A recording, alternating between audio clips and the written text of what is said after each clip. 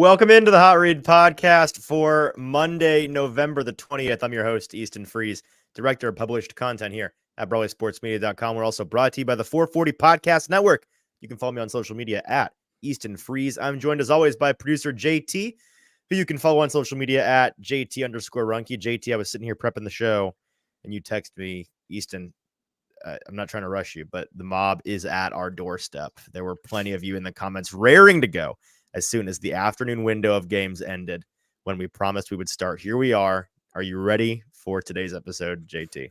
Yeah, like I was saying, we didn't put a exact timestamp on today's episode, but I put it at 6:45 because like the games will be over around ish that time, and then Right. I hop in at like 6:45 ish, and they're the mob, the masses, like are storming the castle, with flame torches and pitchforks right now. But yeah, I'm excited to kind of. Are you excited? I mean, I'm always excited, Okay. You root for the chaos in life, so I understand I do, that a little yes. bit. Right. Yeah. Okay. Well, today we'll have plenty of chaos. We're, of course, recapping Titans-Bengals was a Titans-Jags. Titans-Jags. Wrong cat. Yeah, it was a beatdown. It was not close. It was gross. It was, I would say, the worst game of the Titans season, but that Browns game still did happen. So not quite the worst, but right up there in that class. And I know a lot of you have a lot of thoughts on what this team needs to do in the comments. Kyle, Derek, Joey, D Good, Evan, AJ, Jordan, Kenneth, already in here. Getting ready for today's show, sharing your thoughts, which we really appreciate. Kenneth, he already knows. He's a fan of this show for long enough to know what's about to happen. He said Easton's going to be the Jon Snow meme, drawing the lone sword against the Stampede for Vrabel's head. That's essentially what today's episode is. And we're not going to spend a ton of time on today's episode. I say that a lot, but genuinely today, there's not a whole lot to discuss. But we'll get to as many of your comments, questions, thoughts on today's game as humanly possible. So keep those coming. If you want to be a part of that conversation and joining us live today via TikTok, Twitter, or Facebook. If you're on those two places where we're also live right now, leave those places. Go to YouTube. Search Broadway Sports Media on YouTube. Find this live stream on the Broadway Sports Media YouTube page. And in the comment section of that live stream, so you'll be able to be a part of today's conversation and join in on the fun that we're about to have discussing this Titans team. Got to shout out our wonderful and amazing sponsors over at Boomboss Craft Pizza and Tap House. They do awesome work making pizzas and providing great selections of beer for you on tap. We love it there. We're there every single Thursday, except for when that Thursday happens to be Thanksgiving, like this week. They'll be closed. We'll be with our families. But after that, I don't think there's a single Thursday the rest of the year, all the way to the Super Bowl, JT, that you and I won't be there live on Thursday night before Thursday Night Football, discussing the Titans, previewing that week of games. And it is a great time. We'd love for you to come and hang out with us, watch our show, and then watch the game that evening at the bar like we always do. We hang out with whoever is there. So we'd love for you to come and grab a bite and hang out with us at Boomboss Craft Pizza and Tap House. Check out a location near you. All right. Let's discuss the game that was today. Titans get trounced 34-14 by the Jaguars in Jacksonville. They are now 3-7 on the year, 3-14 in their last 17 games. Full season sample size there. 0-3 on this road trip. They lost on the road to the Steelers on Thursday Night Football and then lost both of their Florida games, JT. That statistic we've been parroting the last 2 weeks, which again, it's just it's not an opinion. It's a statistics. We were putting it out there. The Titans doing yeoman's work, making that number not mean anything any longer. They are doing their part to make that regress back to the mean. And so they lose both of their games in Florida. 0-3 on that road trip. 0-7 away from home so far this year. And they've also lost 5 of their last 6 games. I'm trying to remember what was the one win? Oh, the Atlanta game. The Atlanta game was their one win in there. That was fun. Remember that game, everybody? How far we have come. And with the Rams win today over the Seahawks, which for the best bet gauntlet had me screaming, jumping up and down, avoiding pulling my hair out and going crazy this afternoon. They won over the Seahawks, the Rams did, and so the Titans now sit at 6th overall in the projected draft order this year. Teams ahead of them, the Panthers, the Cardinals, the Patriots, the Bears, and the Giants. What was just up there? I missed it. It was a just giving the Boomboss plug, we love that kind of up here. Yeah, great place to go drown the Titans losing sorrows or celebrate the ongoing take. Absolutely, 100%. I support that message. But yeah, the Titans keep inching their way up that projected draft board. And as long as they continue to lose, they're continuing to rise up and up and up. And they play one of those teams next week. And so it'll be a one of, if not our first tank bowl of the season next week between the Titans and the Panthers at home. Will be interesting to talk about that one later in the week. Just a disclaimer while I'm thinking about it, by the way, because it's Thanksgiving week, kind of put it out there for folks. We are talking Titans today. We are not going to force Titans discussion on you midweek like we typically do. You're going to be with your families. It's going to be Wednesday, the day before Thanksgiving. And we want to get back to what is fun on this show. And what is fun for us is winning money via betting. And with the Thanksgiving slate, JT, we get a bonus game this year for our Thanksgiving special episode because they got the Black Friday game. So we've got 4 games. I've made the executive decision. I'm looping that in. We've got those 4 games to pick from. And on Wednesday, we're going to have our second ever Thanksgiving betting special episode of the Hot Read podcast. It's a best bet gauntlet Thanksgiving episode. Last year, I believe we went 11-7 and won 4 units on Thanksgiving. Looking to do that again this year and bolster our best bet gauntlet overall standings for the season. So can't wait to discuss all things betting on Wednesday and no things Titans on Wednesday. That'll be a nice little reprieve. And then we'll be back on Friday, I believe. On Black Friday, we'll be discussing the Titans and the Panthers. So that's our schedule for the week. Now back to this game. Some statistics that I feel are necessary to run through here. The Titans were outgained or outdone in pretty much every statistical category in this game, as one might imagine. The Jaguars outpossessed them 36 minutes to 23 minutes, doubled their first downs, had a better third and fourth down efficiency. Or excuse me, not better fourth down efficiencies. The Titans were 1 for 1, but we'll talk about this in a minute. The Jaguars went 3 for 4 on fourth downs. The Titans should have at least attempted 2 fourth downs. One could very easily argue they should have attempted 3 fourth down conversions, and they chose to punt on both of those, giving the Jaguars drives where they went and scored on both of those possessions. The Jaguars' total yards of offense, here we go. No, that's passing yards. I lost the number. JT, can you pull this up for me? Yes, I got you. I'm looking at the wrong thing here. Okay, I thought it was in my notes. It's not my notes. I want to detail the total yards of offense because that's pretty staggering. But another number that I think is meaningful in this game and wasn't the difference in the game, but largely could have been the difference in the game, depending on if this hadn't gone this way, things probably would have gone a little bit differently. 14 points the Titans allowed on turnovers to the Jaguars.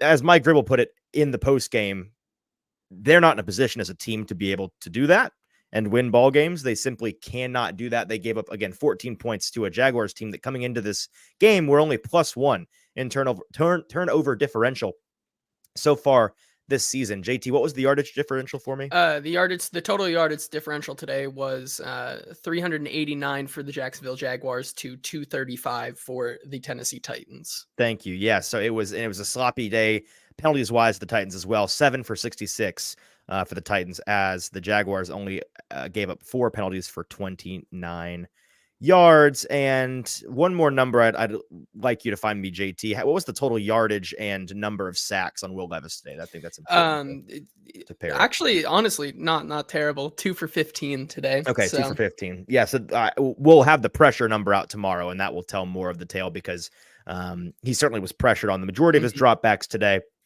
He had a lackluster day, but again, really not super his fault, right? 13 for 17, 158 yards, 9.3 yards on average, 2 touchdowns, 0 interceptions, and like you said, 2 sacks for 15 yards. The number one thing the Titans are doing right now, and this is one of my main points, and it's not a lot to elaborate on, but it's just the truth. The Titans continuing to make meaningful evaluations of Will Levis impossible because of the way that they're playing these games and how they're just crumbling around him. It remains the most infuriating, unforgivable, unacceptable thing that they're doing right now, and it's really not close, right? That is the number one thing that they're doing right now that is instilling rage in my heart, making me infuriated with every passing minute that I have to sit and watch this team trying to figure out what they have and a guy that could be their future franchise quarterback, and they just can't put things around him to give him a fair shot. Because again, today the numbers are lackluster, but no one's pointing to him and saying he's the reason the Titans lost this game. Of course not. He's at the very, very, very bottom of the list of reasons why. It was everything around him being a complete utter disaster. And we're going to discuss some of that here in a minute. But that's a really big deal, and it's really, really frustrating. Another number for you, by the way, if you felt like the Titans, I mean, talk about not giving Will Levis a chance to do anything. He didn't run many plays. The Jaguars had 69 nice offensive plays today. They ran 69 plays. The Titans only ran 38. Right. So literally doubled up the number of offensive plays. The Jaguars not only did a great job of scoring, but they did a fantastic job of marching up and down the field, burning clock, especially in that second half, not giving the Titans many possessions, many chances to come back in the game, really snuffing them out. And that's a credit to them. But the Titans defense, I mean, a lot of talk this past week about what the Titans defense has and hasn't been this season, JT. We can, I think, pretty firmly say that in this game, the offense was not off the hook by any means. But the defense did not do enough in this game for the Titans to win. You can't allow 34 points, and you can't really. It was more than the total points, and in the sense that it felt like every time the Jaguars had the ball, if they wanted to get to the end zone, they could. They really didn't provide any resistance, and that's why we can talk about the fourth downs here. 2 4th-and-1 situations in their own territory, granted, for the Titans. Mike Vrabel on both instances down multiple touchdowns at the time, choosing to punt the ball away with Ryan Stonehouse and not go for it. Stupid, dumb, cowardly decision, playing not to lose. Really, really stupid. You're down multiple touchdowns. You've got nothing to lose as a team. You need to win this game to make your playoff chances really reasonably viable this season. And so you needed to lay it all out there and play like you had nothing to lose, because you did have nothing to lose. And they continued to give the ball back to the Jaguars. What made it even more frustrating was not only were they choosing to give the ball back to the Jaguars in a cowardly way and playing not to lose way, but they were doing it after the Jaguars had already proven that they were going to move the ball relatively easily against your defense, in particular against your secondary, that they were going to score points if you gave them back the ball. Like that was a likelihood. And in both instances, they did. I don't remember if it was 10 points on those 2 punts or 14 points. Either way, I know they got at least one touchdown and they scored on both instances. So a bad look, a bad decision from Mike Vrabel, reflective of an outdated philosophy. And I get it. I understand from his perspective. This offense has given him no reason to have any faith in them to convert. And he's not wanting to give the Jacksonville offense back the ball in such great situation and put his defense in such a bad situation, right? I get that. But situationally, the circumstances dictate there. You can't do that. And I know that pretty much everybody watching was frustrated by those decisions. I want to shout out a thought to try to get all of this into a 10,000 foot view here for us and kind of wrap it all up before we turn to the comments. Our buddy Stoney, friend of the show, viewer of the show, repeat guest on the show, Stoney Keeley, fantastic work. Free shout for him. Sobros Network, go check out his stuff. He tweeted earlier today, and I felt like this was greatly encapsulating of where this Titans team is right now. He said the Titans have 2 glaring weaknesses the teams are going to key in on until they get better. One is allowing pressure on the quarterback. The Titans are doing that with regularity.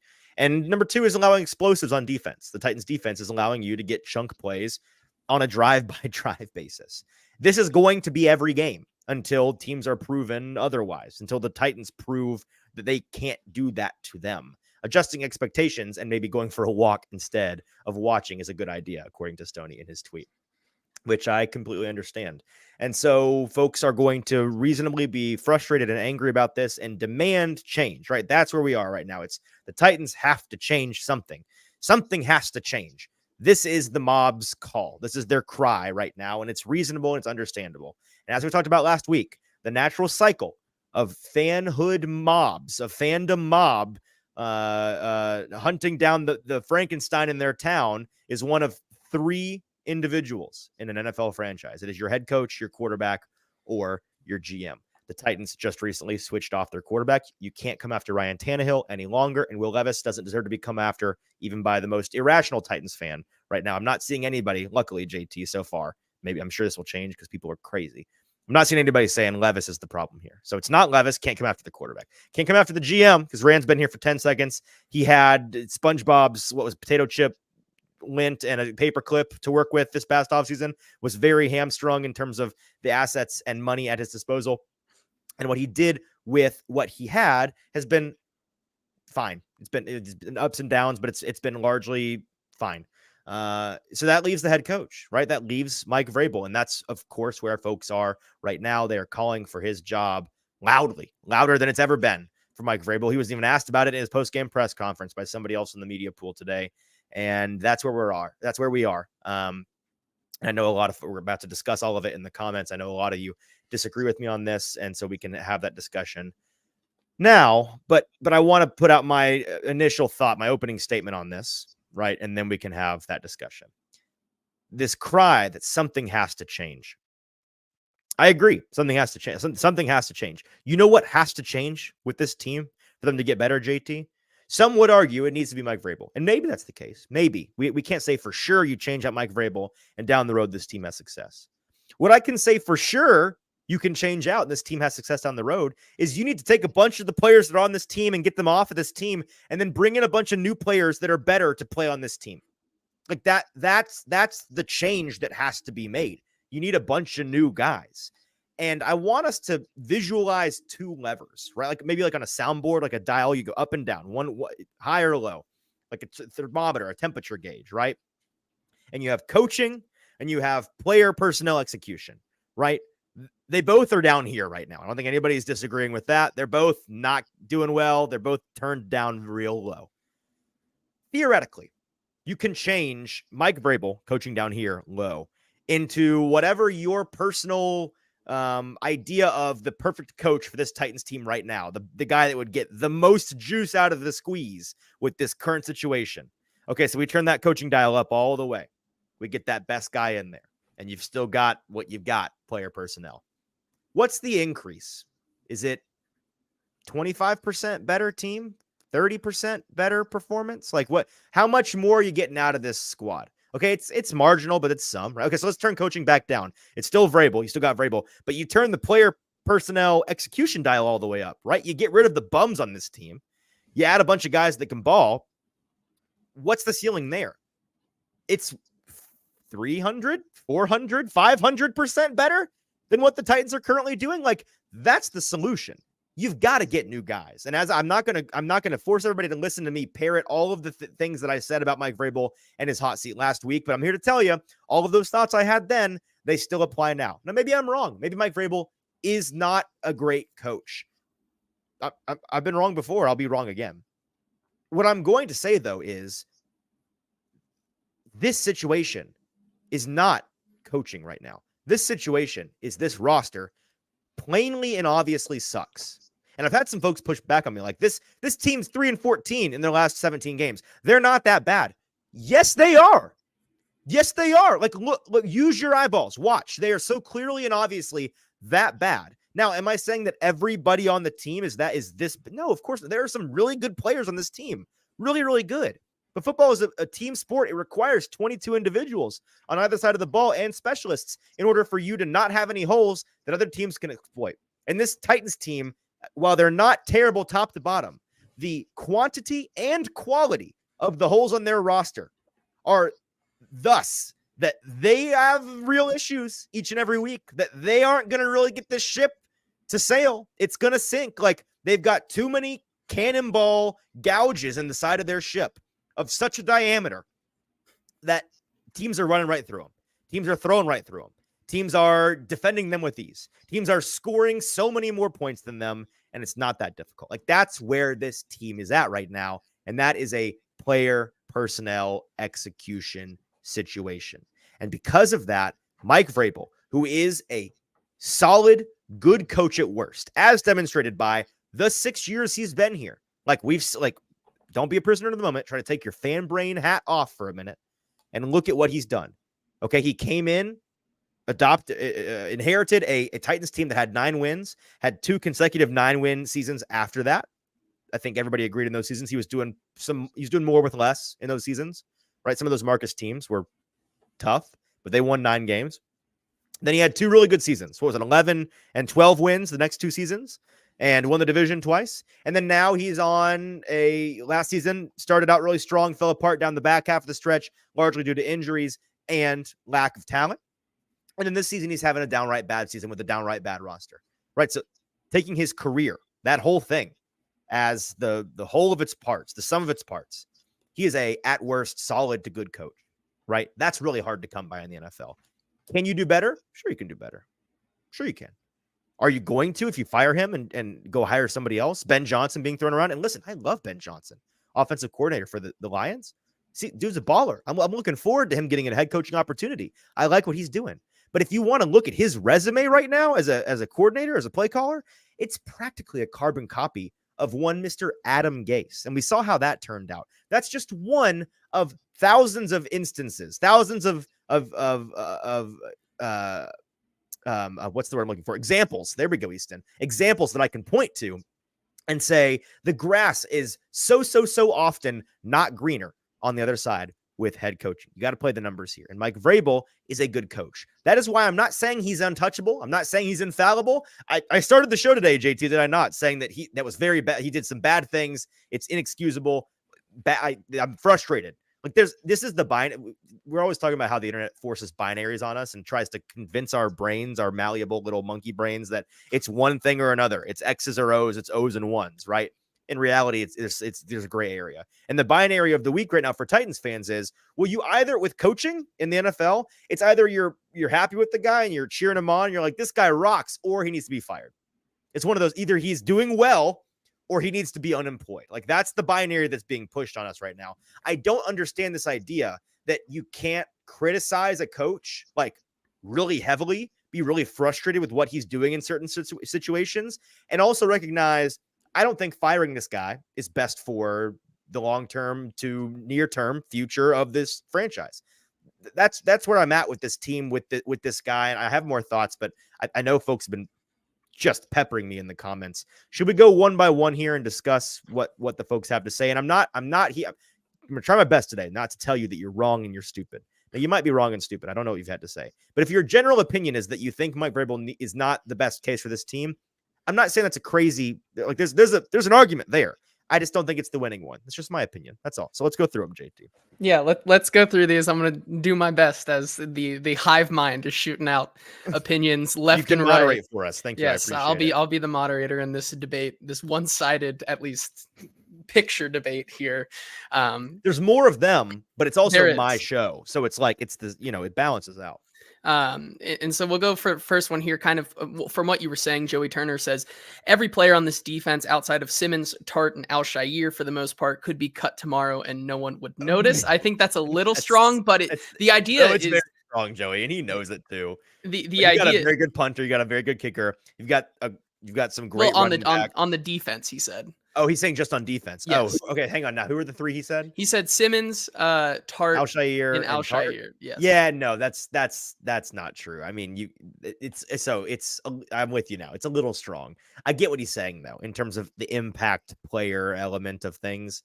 There's not been a lot of impact players recently, so like I'm not going to sit here and push back on you there, Joey. That the defense in particular today did not do enough. Yeah. And D Good comes in and says, when are we going to have a serious conversation about firing someone? The Bills did it, and their offense looked pretty good today. This is some on paper research right here. This is a D Good's either being a troll or he didn't watch the games. You cannot point to what the Bills. First of all, Ken Dorsey, everybody agreed before today, he was a scapegoat, right? Like that, he was not the issue there. They fire him today, and who's the name? Joe Brady. Joe Brady takes over, right? Today, they played the Jets, a defense that is good, don't get me wrong, but an offense that can't do anything. And against a team like the Bills that's just going to offensively overpower you, that was a pretty predictable result. We predicted it in the best bet gauntlet. Like, that was not going to be that close of a game. And the Bills are high-powered. They have players that are good, and they got great field position multiple times today. That's a ridiculous comparison. I'm not saying that means the Titans should never fire anybody, but that's a silly way of putting it. We are talking today, to your original question, when are we going to talk about it? We're talking about it today. Who should be fired when, who, and where. Now, I think he's alluding to the coordinators, right? Because that's a lot of the talk you hear about today is like, Mike Vrabel, he didn't even hire good coordinators. Pause. He has two former coordinators who are both head coaches in the NFL currently. That's number one. Number two, his current defensive coordinator, Shane Bowen, was a bum at first when he had bad players. And then there was an offseason where all of you all called for his head incessantly for months. And Mike Vrabel essentially at the podium said, no, it's not the coaching, it's the players. I'm banking on that. And then went out and got a bunch of new defensive players. And then suddenly, for 2 years, oh, we like Shane Bowen. Look, he's turned it around. He's got it figured out now that he's got some decent players. Crazy how that works, right? This season, not a ton to defend. Like, there's some real confusion with what he's doing. Like, I totally get wondering, is he maybe not great? Like, there's something to that, I think, but again, it's one season. He's coming off of 2.5, 3 years now where you were content with him and the product he was putting out there. He has a down year with the secondary that I don't think any of us would deny is very bad, right? Like, this secondary is very, very bad, and they're playing very, very bad. I think it's the defensive front that people are like, okay, what's the deal? Like, you need to get more out of those guys. And that's a fair criticism. That's a fair critique. I'm with you on that. Ackerman, everybody agrees, is a bum. Like, this is not new. Like, this is I'm with you. He should have fired him years ago. Ackerman's no good. He does less with more consistently on the special team side of things. Oh, Tim Kelly. If y'all are coming for Tim Kelly if you're using Tim Kelly as a reason why you're trying to prove Vrabel hires bad coordinators and should go. No, man. No, Tim Kelly's doing the things. We've said this last week. It's not Tim Kelly. It's not Tim Kelly. He is doing the best with what he can do. Okay, so like, relax on Tim Kelly. That's a bad take. I won't dive into that rabbit hole because we'd be here for another 30 minutes. But yeah, what's the next comment we have, JD? Yeah, next one. This is kind of a two-parter from two different people, kind of saying the same thing here. Okay. Kind of to what you're saying on both sides of the ball. The reason why these coordinators can't really do this is because, as Kyle says, this is what happens when your GM whiffs on the entire draft. Absolutely, 3 Kyle. straight years. Yep. And then AJ also chimes in here saying, so much sludge needs to be clean. Hopefully, Ryan has a plan and knows how to evaluate talent, because the last guy did not. Yeah, I mean, I agree with both of those things. Next comment.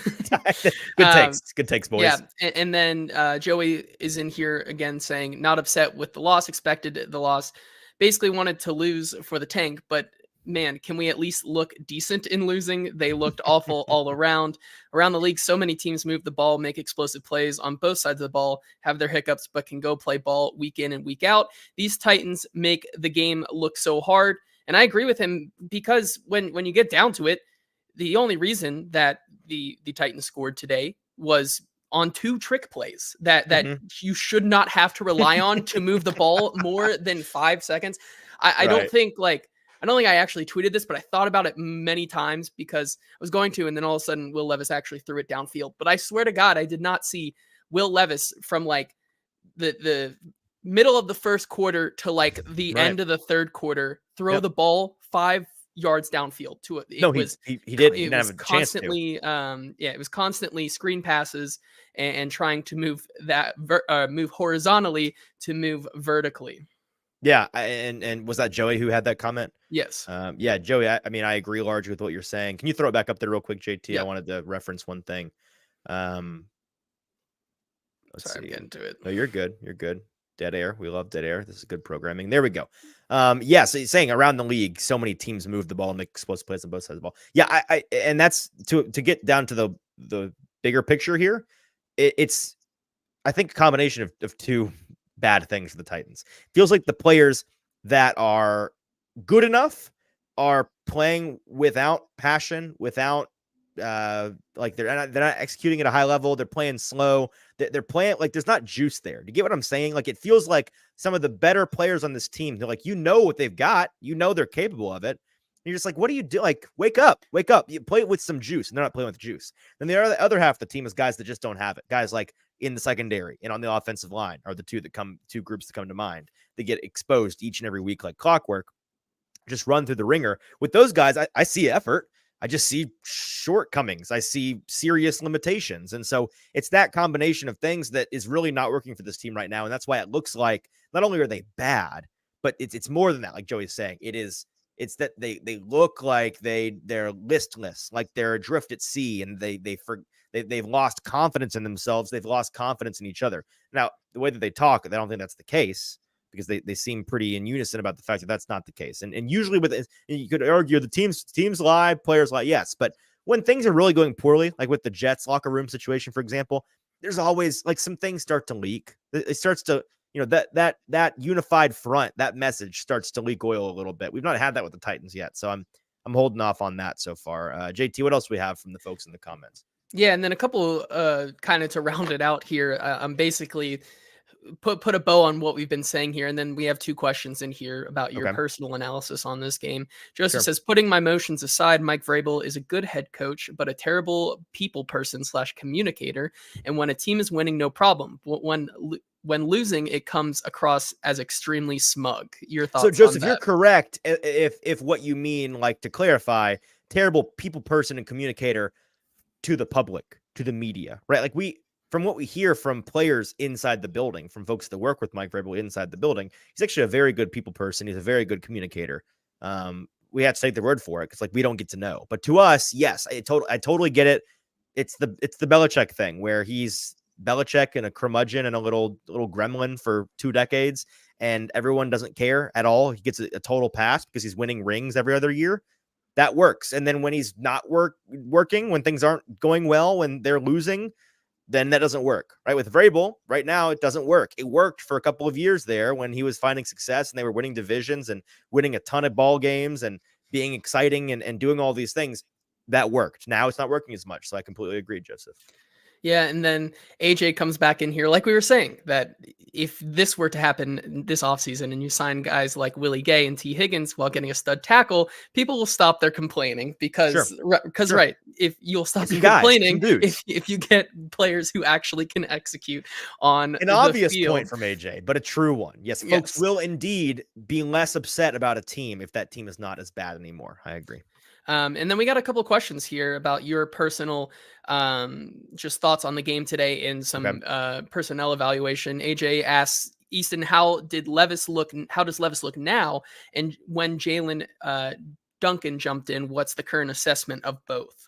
So I'll start with Duncan. As we always say on the Sunday episode, it's really hard for us to make specific judgments or evaluations of offensive linemen. It's difficult without being able to rewatch the tape, which we'll do later in this week, and I'll have more thoughts on it probably later in the week on my social media, all of these things. But, Duncan played about a half of football, right? So I think it was about a half, the second half for the most part. Whenever Chris Hubbard went down with injury for the right, game. like I mean, and that's just to a larger point. You wonder why the Titans' offensive line is so bad. Their starters were bad enough, but right now you've got like for the back half of that game, you had bookend tackles that are both backups, not just backups like on paper, but backup level talent at the tackle position in Jalen Duncan and Dylan Radins.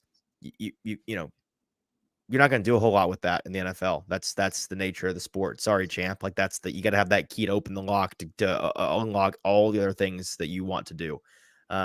With Levis, like I said at the top of the show, AJ, it's infuriating because he didn't look. I mean, 2 touchdowns, no interceptions, threw a couple of turnover-worthy plays, didn't push the ball downfield a whole lot, but was trying a little bit too hard in the first half. Actually, I would argue because he's felt like some of those pressures early on he was bringing on himself, being either indecisive or just taking too long with the ball. You can't say he's indecisive without seeing the all 22 because some of those plays where he held on to it, there may have been nobody down there, in which case he needed to escape or throw it away or like live to see another down. So there's some of that. And I'm curious to see on the tape whether it was a processing thing more or a really good coverage thing. But that's the kind of thing where I'm mostly frustrated coming away from this game because they didn't give us a very good chance to evaluate Levis. He didn't throw a ton of passes and he didn't do a whole lot in terms of complexity downfield. He wasn't given the chance to do a whole lot, and that's really frustrating. Yeah, and then Jordan Lowry brings up a point here saying, any word on Jackson, Kearis Jackson, that being, and when he will be back? And if he can't come back, why not use Mason Kinsey? Obviously referring to the woes of the special teams once again, where Eric Garror. another punt was fumbled, but it wasn't Kyle Phillips this time. It was Eric Garror indeed. Yeah, the word that I've heard is that you shouldn't be holding your breath on Kearis Jackson coming back anytime soon. Probably not this season, but certainly not anytime soon. Is what I've heard, that the knee is a serious situation, and that it'll be next year probably for him. If he can't come back, which it sounds like he can't according to what I've heard, why not use Mason Kinsey? It's because it takes up a roster spot at a position that they like other guys there, and Eric Garror they felt like, and maybe probably still feel like, I guess, can do that job pretty well. I mean, to Garror's credit, that was the first mistake he's had in doing this job for 2 or 3 weeks now. it's a big mistake. He can't have it. And he's also just not a great player in general. He's a limited player. So yeah, that's the reason why.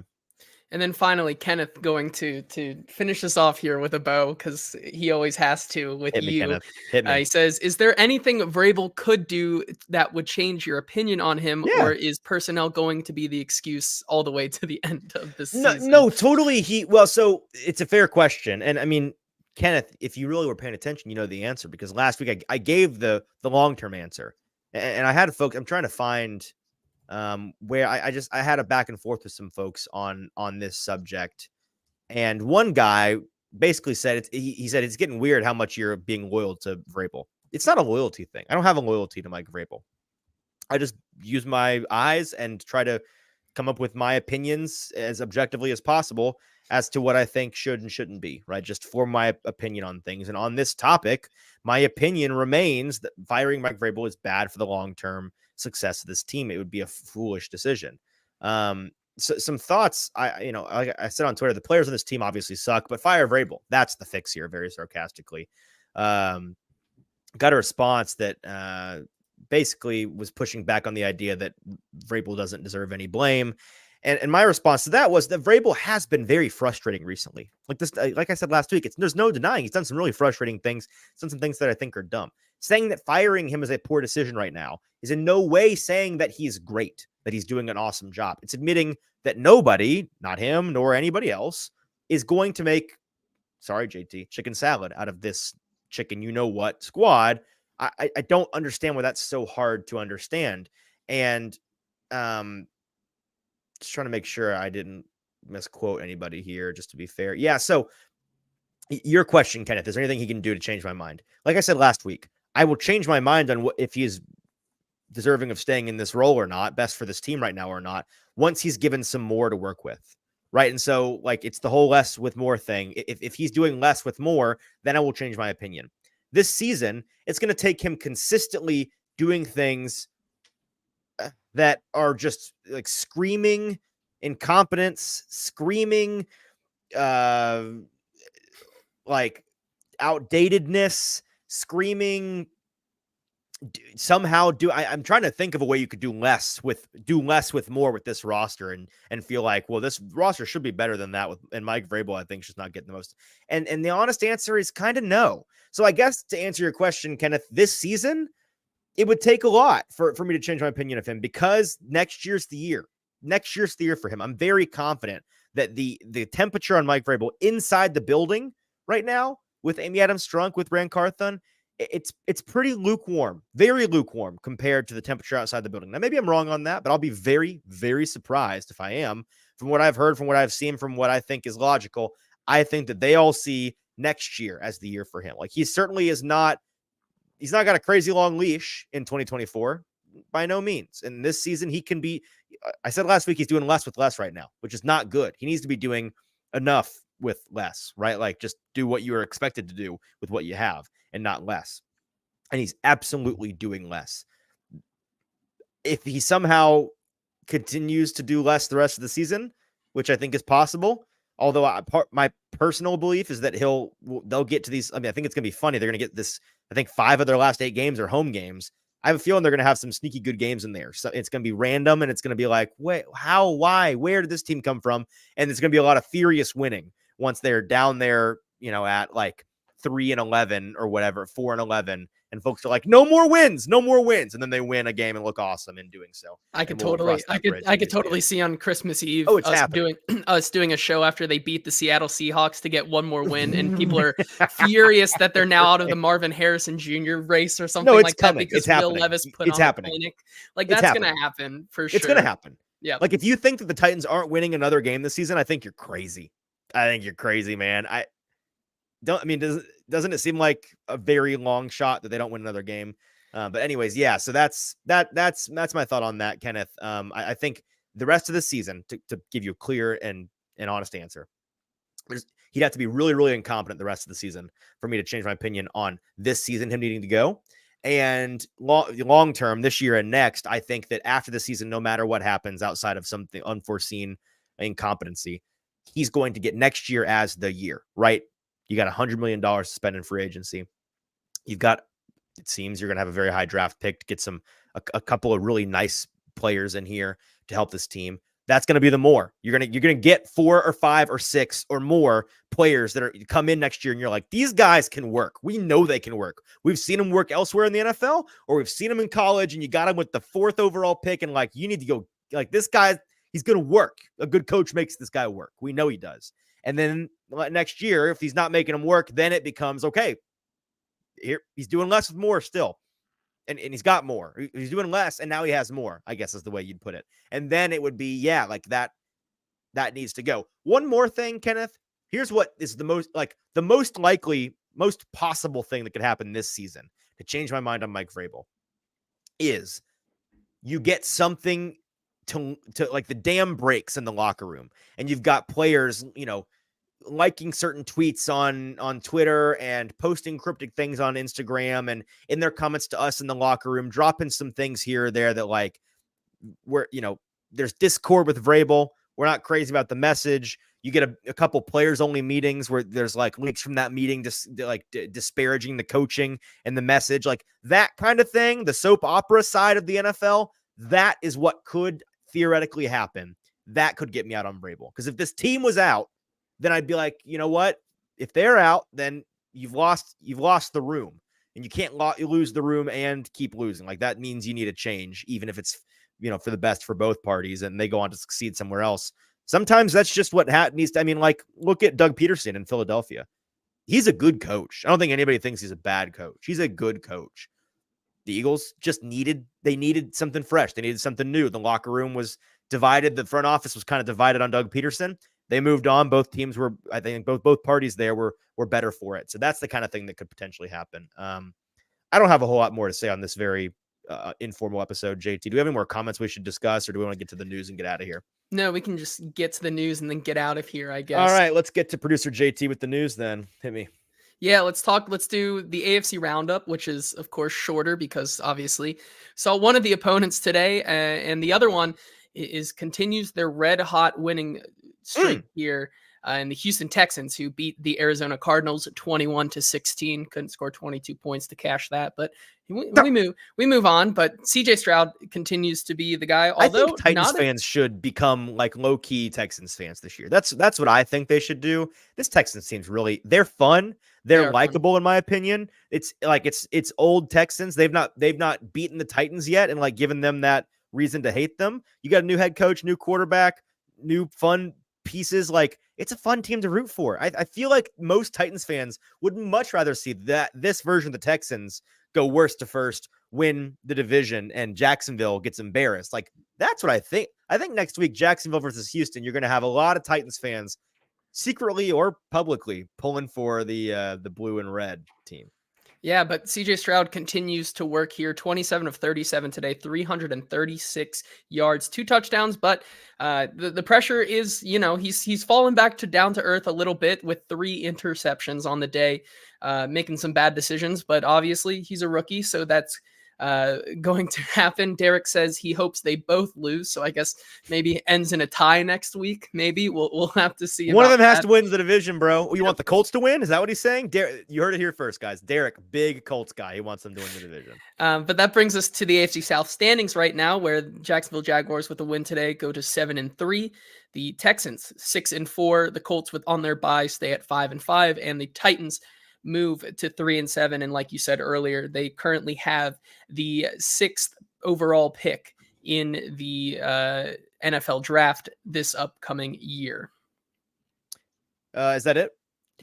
That's it for the standings. No, sorry. I don't have any thoughts. No, yep. Good for all those teams. Proud of everybody. Like I think those numbers. One little note, one little tidbit on the show that I had to include here because it just happened like less than 10 minutes ago. But after your boy Dorian Thompson-Robinson got his first ever win today, Cleveland not exactly happy or wanting to move with that, because the Cleveland Browns just signed Joe Flacco to their practice squad. So No. could we see Joe Flacco bring No. this Cleveland team on No, he's a backup. one last ride playoff Clipboard miracle? Jesus Flacco. It's clipboard Jesus Joe. It's gonna be what it is. It's gotta be. Gotta roll with DTR. No, I mean, like, You think respect so? Joe Flacco, elite player, Super Bowl MVP ring on his finger. Don't worry about it, Joe. You had a great career. And go get that bag, baby. I'm proud of you. Get that money. I'm about it. But it's the DTR show. But it's gotta be the DTR show. Gotta be. Gotta do it. Gotta do it. Alrighty, and finally, let's do a best bet gauntlet roundup That's so from frustrating. today. I hate that you. I'm sorry. I hate Um, that you told me that. That bothers me. Right now, we're sitting on the day. What are we? We are 4-3 and 4-3-1 on the day right now, pending Not bad. We take couple those. more We take games those. right now. Currently Yep. 59, 45, and 2. So we will see. You have the Broncos tonight. I have the Chiefs tomorrow. Broncos currently playing. Looks like they're winning 3-0 against Minnesota as we speak. Yes. So Let's decent see, week. at best, we could finish what 6-3-1. That's our Yes. best possible outcome here. That's the ceiling right there. All right, Yes. so let's do it. Let's win these last 2 games. If you're pulling for the best bet gauntlet, which you should be, come on, we make money on this show. Pulling for Denver tonight, pulling for Kansas City tomorrow. That might be a tough pill to swallow for some Titans fans. Yes, indeed. But that's going to do it for our news today. All right, that is producer JT with the news, and that is our show today. Appreciate all of you guys.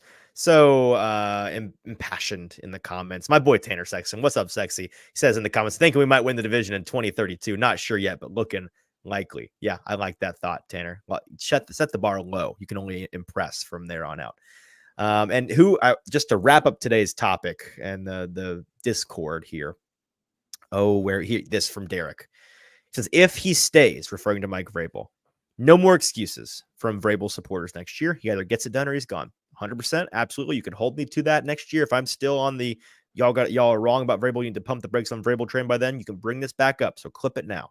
But yeah, I totally agree. I think that next year's the year. I've been saying it for a couple weeks already. So this is not a new opinion of mine, but next year is the year for him and for this team, and a big transition. What they do the rest of the season into the offseason, into next year, the next 18 months or so, will be what defines really probably the next 5 years beyond that for the Titans, whether or not they are back to competing quickly or they are in the doghouse. I was going to say like the 2012, 2016 Titans, where it's just muck and mire and nastiness and you're just lost wandering the wilderness. So a big upcoming stretch for this team. We're going to talk about what there is to discuss about this Titans Panthers game coming up next weekend on Friday's episode. A little Black Friday episode live for you on Friday, I think, is our plan. So check us out then. And then midweek, best show of the week, I can already tell you. Show I'm easily the most excited about. Our Best Bet Gauntlet special. The Best Bet Gauntlet segment is taking over the entire show, baby. On Wednesday, JT and I are going to be going through our deeply researched, very meticulous, extremely sharp picks for the Best Bet Gauntlet Thanksgiving games. 3 on Turkey Day itself, and then we're lumping in the Black Friday game into that. What is it? I think it's Dolphins Raiders? Dolphins Jets. Dolphins Jets on Friday night. So and then the Thursday night game, the night game I know is really good because that's Seahawks Niners. We've got a Detroit game in there somewhere. That should be fun. I think this year's Thanksgiving slate, one of the better ones in recent memories. I'm excited about the football, and we'll be betting it on Wednesday. We went 11-7 last year, won 4 units or something. We don't do just straight bets. We do some fun parlays. We do some long shots. It's going to be a good time. We're going to research that as soon as we're done here. Up until Wednesday, JT and I are going to be hitting the books. Until then, for producer JT, I'm your host, Easton Freeze. Subscribe on Broadway Sports Media's YouTube page. Get those YouTube subscriber numbers up if you can help us. It's free to you. Helps us a lot, so we consider it a personal favor. Follow us on social media at Hot Read Pod on TikTok, Twitter, Instagram. Until Wednesday, I'm your host, Easton Freeze. This has been the Hot Read Podcast. Try to enjoy the rest of your Sunday. We'll talk to you later.